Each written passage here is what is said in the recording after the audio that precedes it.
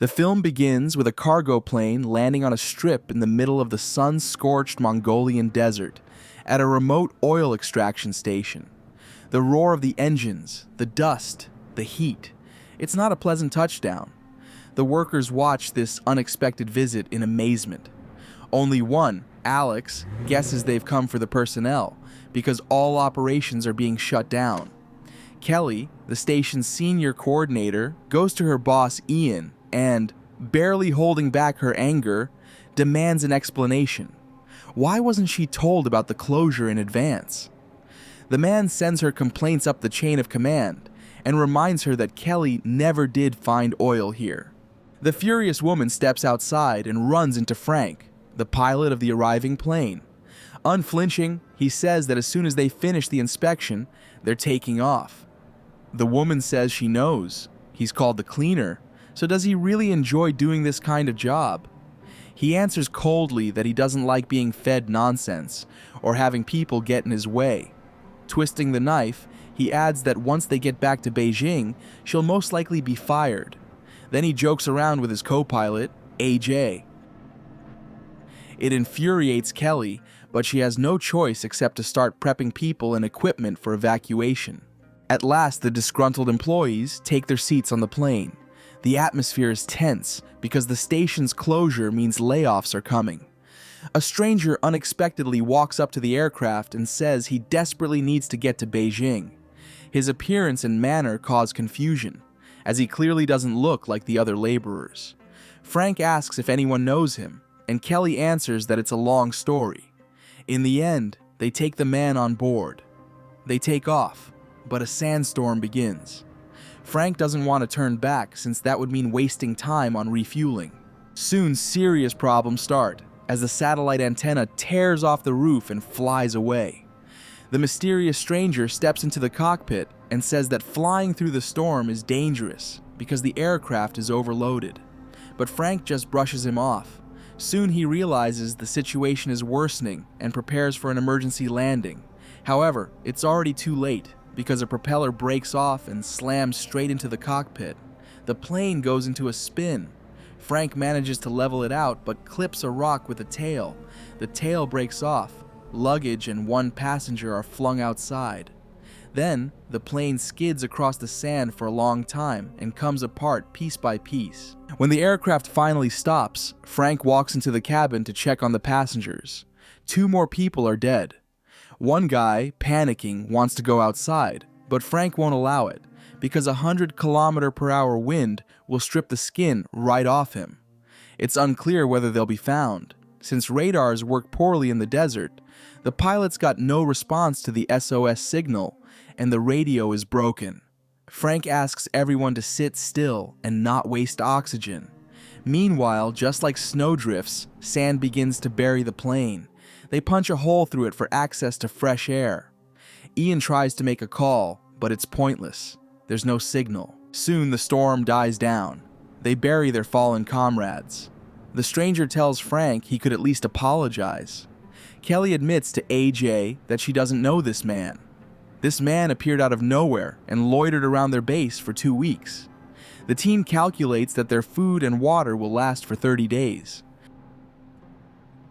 The pilots have a rough idea where they are, but the nearest town is 200 kilometers away. One passenger, Jeremy, volunteers to try to reach it. He's tough. He used to run marathons. Another, Reddy, argues against it. The water won't be enough. The compass will misbehave because of iron ore deposits, and the map is unreliable since the dunes are always shifting. At night during a thunderstorm, one of the station workers disappears. He walks away from the plane to relieve himself and gets lost in the desert. Alex wants to go after him, but another storm kicks up. Kelly demands that Frank find a way to get them out of here, but he honestly says the odds of them being discovered are 5%. Some of the crew start to realize that rescuers might not even be looking for them, because all they were hauling from the base was old junk. After this talk, the marathoner decides he's going to the town after all. Ian joins him. They want to take water with them, but Frank is against it, and a scuffle breaks out because of that. The stranger intervenes. It turns out he's an aircraft engineer named Elliot, and he proposes building a new plane from the pieces of the old one, glider style. Frank is skeptical of the idea. The man fires back that he's not doubting the design, he's doubting the pilot. The people side with Elliot, but Frank notes that it will take a couple of months, and they won't survive that long in the desert. He suggests doing nothing, conserving strength, and waiting for help. In the evening, Kelly notices that another member of the team, James, has gone missing. She's about to go search, but Frank stops her and offers himself instead. He walks the desert for a long time, crossing dunes, and suddenly reaches an area where he finds a book, and then other things they lost in the crash. The man sees a corpse that has already begun to decompose, but thankfully it isn't James, because James comes up behind him and says he won't be coming back but will go for help.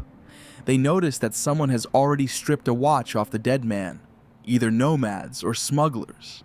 James persuades Frank to allow them to build the plane to give people, however faint, a sense of hope and at least keep them occupied. In return, he agrees to walk back to camp. The men return, and their joyful comrades run out to them, amazed by the miraculous rescue. Frank tells them his decision. AJ notes that in that case they'll be drinking twice as much water, but there's no other way, and nighttime brings hard work in which everyone takes part. They all have one goal: to survive. Frank confides to AJ that one thing spooked him while searching for James. He saw shell casings by the corpse, meaning someone used him for target practice. Suddenly, part of the fuel explodes. Now they'll have to conserve it, not waste it on lighting, and work during the day. The grueling work leads to a crucial moment: the wing join. They assign the job to the cook, Sammy. If it doesn't work the first time, they're staying here. He nearly dies, but he pulls it off. The build speeds along, everyone is engrossed, and they grow closer in the process. Soon a thunderstorm begins, which is dangerous because a lightning strike could blow the fuel tank, since the plane isn't grounded.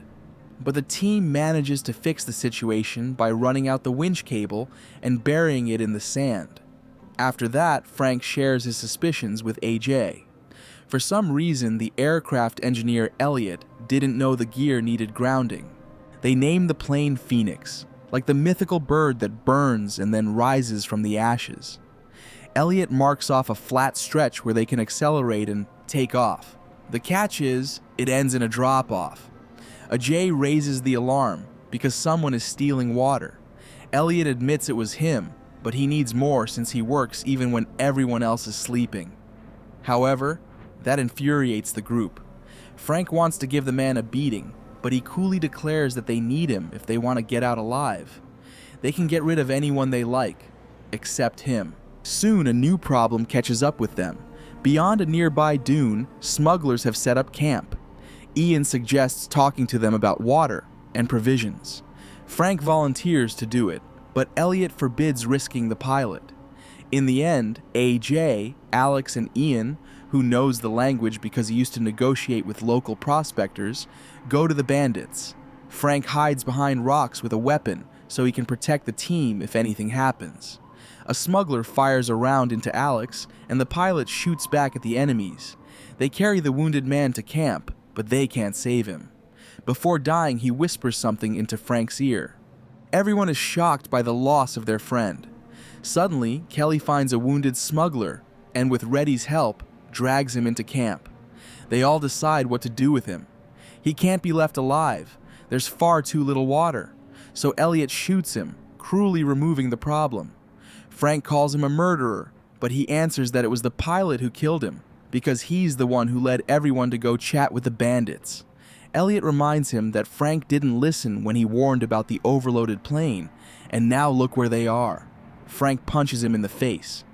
Elliot takes offense. Their companions try to persuade him to keep building. He makes the team humiliate themselves by begging for his help. In the end, everyone has to do it. Even Frank is forced to acknowledge him as the leader. At last, after some time, the plane is ready. Kelly asks the pilot what Alex told him, and he answers that the phrase was, "Don't crash." Frank rummages in Elliot's backpack to grab a map and suddenly finds a magazine. It's a catalog of model airplanes. He asks the engineer which company he actually works for. It unexpectedly turns out that Elliot has only ever made toy planes, not real ones. The team is horrified, but Elliot says everything is built on the same basic principles of aerodynamics.